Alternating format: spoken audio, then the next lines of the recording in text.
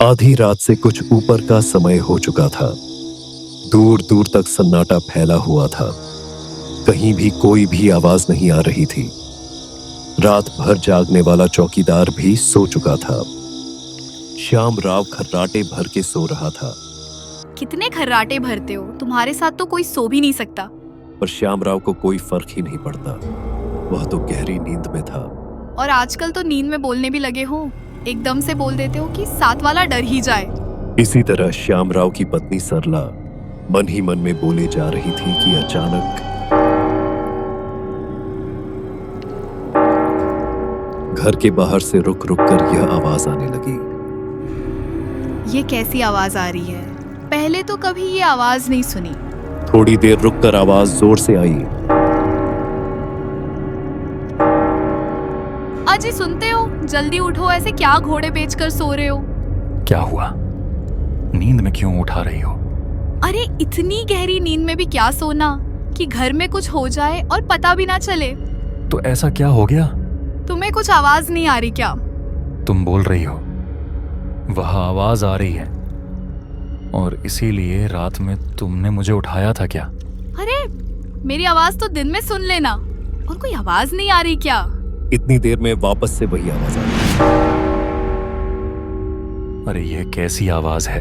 वही तो मैं तुम्हें बोल रही हूँ, बाहर से कुछ आवाज आ रही है। तो जाकर देखा। इतनी रात को अकेले मैं तो नहीं जाऊंगी। ठीक है, मैं ही जाकर देख कर आता हूँ। रुको, मैं भी साथ चलूंगी। दोनों पति पत्नी घर के बाहर का दरवाजा खोलते हैं और बाहर आकर जैसे ही खड़े होते हैं एक डरावनी आवाज आती है। उठ गया श्याम राव। कितने जोर से खर्राटे लेकर सोता है कि तेरी पत्नी तेरे साथ सो भी नहीं पाती है। कल से मेरे साथ सोना, फिर देखते हैं तुझे खर्राटे कैसे आते हैं। कौन है? सामने क्यों नहीं आ रहा? श्याम राव बहुत डर गया था और उसकी पत्नी तो वैसे ही डरी हुई थी। यह डरावनी आवाज सुनकर वह और ज्यादा डर गई। अगर मैं सामने आ गई तो क्या मुझे चाय पिलाएगा?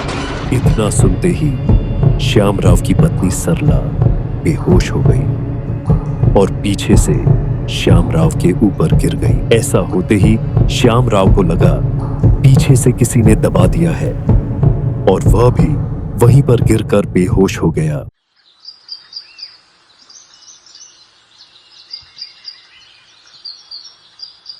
अरे मैं घर के बाहर कैसे सो गई थी?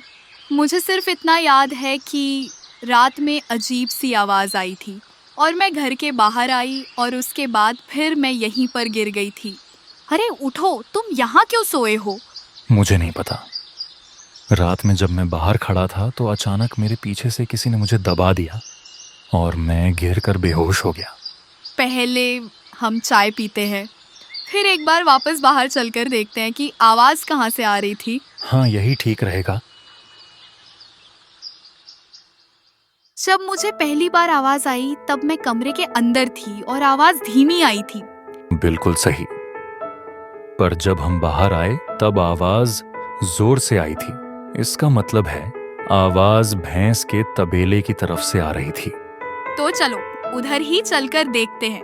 जैसे ही वे लोग भैंसों के तबेले की ओर जाते हैं वैसे उन्हें देखकर भैंस खुश हो जाती है और गर्दन हिलाने लगती है। अरे तो रात में इस भैंस के कारण आवाज आ रही थी। हाँ, हम तो फालतू ही डर गए थे। आज रात अच्छे से सो पाएंगे। उसके बाद दोनों अपने अपने काम में लग गए। श्याम राव दिन में अपने दोस्त से मिलने जाता है और बातों ही बातों में उसे रात वाली घटना बता देता है। क्या कहा तुमने? तुम्हारे घर के पास से आवाज आ रही थी। हाँ, पर सुबह जब देखा तो भैंस के गले के घंटे के कारण आवाज आती थी। पर तुमने कहा किसी ने तुम्हें नाम लेकर भी बुलाया था।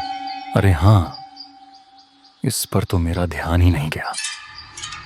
भैंस के गले की घंटी से नाम लेकर आवाज कैसे आ सकती है? बिल्कुल सही। मतलब कुछ गड़बड़ है। 2 महीने पहले पड़ोस के गांव में भी ऐसे ही घटना हुई थी। वह तो बाद में पता चला कि किसी आत्मा का साया था। सचमुच? फिर तो मुझे तुरंत घर जाना चाहिए। उसके बाद श्याम राव घर जाकर यही बात अपनी पत्नी को बताता है। मुझे तो बहुत डर लग रहा है। डर तो मुझे भी लग रहा है। पता नहीं हमें डरा कर किसी को क्या मिलेगा। थोड़ी देर में रात हो जाती है। दोनों पति पत्नी को नींद नहीं आती। रात के लगभग 1 बजे श्याम राव, सो रहे हो क्या? दोनों चमक जाते हैं। ये कैसी आवाज थी और कहाँ से आई? मुझे बिल्कुल नहीं पता ये क्या हो रहा है। इतना सुनते ही सरला वापस बेहोश हो जाती है और श्यामराव सिकुड़कर बैठ जाता है। सुबह होने पर वह अपने दोस्त मोहन को फोन लगाता है। अरे मोहन, आज रात में फिर वही आवाज आई थी। तू जल्दी से मेरे घर आ जा। ठीक है, तू चिंता मत कर, मैं 1-2 घंटे में तेरे घर आता हूँ। तब तक मुझे कुछ सामान भी लेना है।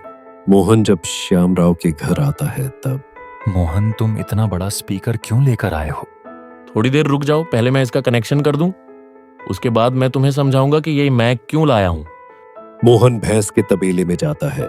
ये जगह सही रहेगी, यहीं पर इस स्पीकर को लगा देता हूं, जिससे यह किसी को दिखेगा नहीं। ऐसा सोचकर मोहन स्पीकर को घास से ढक देता है।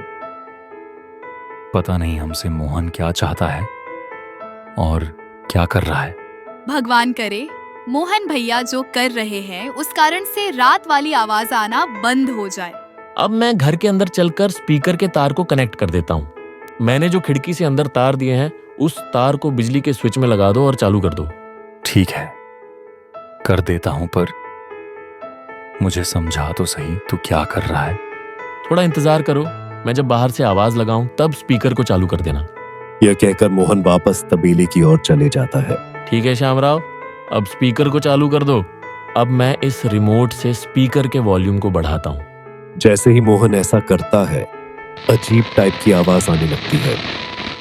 मतलब मेरा शक सही निकला, यहाँ पर कोई स्पीकर चालू है जो कि इस स्पीकर की मैग्नेटिक फील्ड को काट रहा है, तभी ये स्पीकर ऐसी आवाज कर रहा है। इसके बाद मोहन वापस घर के अंदर जाता है। क्या हुआ मोहन, तुम बड़े खुश नजर आ रहे हो। आज के बाद तुम्हें आवाज नहीं आएगी। अच्छा भैया, आपको पता चल गया आवाज कहाँ से आई थी? नहीं, मुझे यह नहीं पता चला, परंतु नहीं आएगी यह पक्का है। और जब भी कोई उसे आवाज को ठीक करने आएगा तो हम उसे पकड़ लेंगे। नहीं, हम तो घर के बाहर नहीं जाएंगे। आज रात में तुम्हारे यही रहूंगा। अभी मैं कुछ सामान लेने जा रहा हूँ, शाम तक आता हूँ। शाम होने पर मोहन वापस आ जाता है और सीधा तबेले की ओर जाता है। अब मेरा काम हो गया। श्यामराव को बुलाता हूँ और मेरी योजना समझाता हूँ। फिर वह श्यामराव और सरला को तबेले में बुलाता है। मैंने यह डब्बा यहाँ रखा है, रात भर मैं इसमें बैठा रहूंगा। कोई भी मुझे बाहर से देख नहीं सकता, परंतु मैं हर किसी को देख पाऊंगा। थोड़ी ही देर में रात हो जाती है। पता नहीं मोहन अकेले में क्या कर रहा है। हाँ, मेरा तो घर के अंदर भी डर के मारे बुरा हाल है। वह तो घर के बाहर है। मैं भी बाहर जाकर देख कर आऊं क्या? नहीं, मैं अकेले नहीं रहूंगी, आप यहीं पर रहो। थोड़ी देर बाद फिर बचाओ बचाओ, मुझे मत मारो। श्यामराव, तुम बाहर आ जाओ, तुम्हारा भूत मैंने पकड़ लिया है। यह सुनते ही श्यामराव और सरला तुरंत घर के बाहर आते हैं। अरे दीपू, तुम यहाँ क्या कर रहे हो? तुम इसे जानते हो? हाँ, ये यही सामने के मकान में रहता है। यही है तुम्हारा भूत। अब दीपू, आगे की पूरी बात तुम बताओ, नहीं तो पुलिस बुलाते हैं। मैंने ये छोटा ब्लूटूथ स्पीकर भैंस के गले के घंटे में लगा दिया था।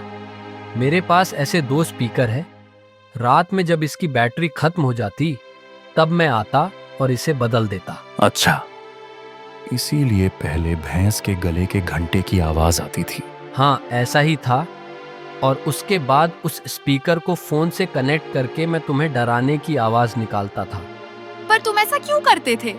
मुझे लगा कि आप लोग समझोगे कि इस भैंस के कारण ही ये दिक्कत हो रही है और मैं उस भैंस को सस्ते में खरीद लूंगा। मुझे माफ कर दो, मेरे कारण आपको जो तकलीफ हुई है। देखा सरला, डरने की कोई बात नहीं थी। ये तो भैंस के गले का घंटा था, उससे तुम परेशान हो गई।